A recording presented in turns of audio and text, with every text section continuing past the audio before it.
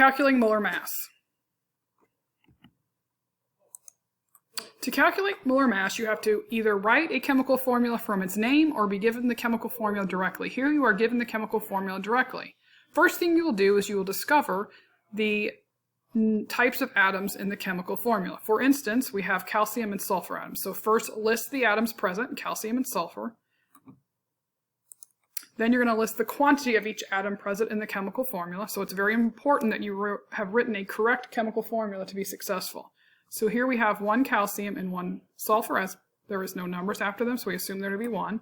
Then you're going to look up their number on the periodic table.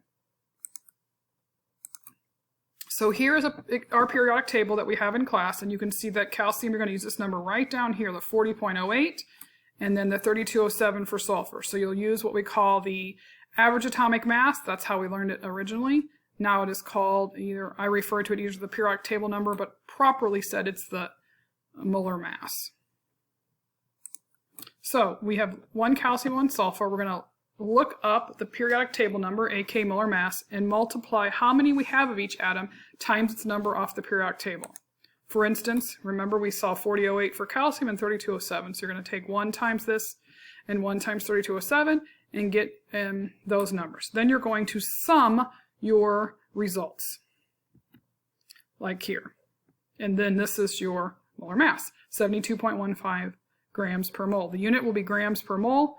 On most of the stuff you will submit in Schoology, you will not be putting the unit. And for this skill, we're going to just be consistently rounding to 2 places past the decimal. So go to your second place past the decimal.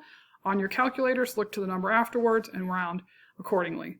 The second place past the decimal based on the third place past the decimal. Another example. Here we have barium phosphide.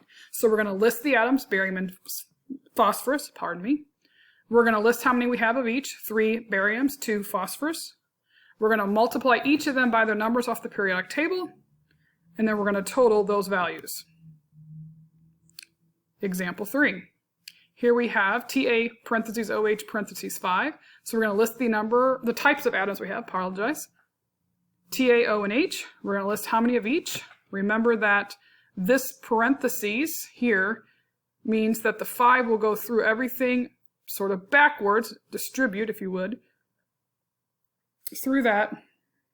That's how I got 5 oxygens and 5 hydrogens. So we list the number of atoms of each after we've listed the types of atoms. We look up their numbers off the periodic table, often referred to me as the periodic table number.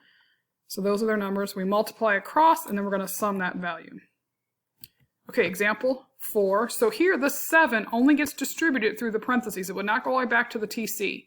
But I used this as a complex example just to see all the different variances you could have. So we list the atoms, TC, C, H, and O. We're going to list the quantity of each atom, 2, 28, 28, 42. Look up the periodic table numbers. And then we're also going to add those values. There you go. Good luck on your assignment. Don't hesitate to reach out to me via email or during office hours if you have any questions.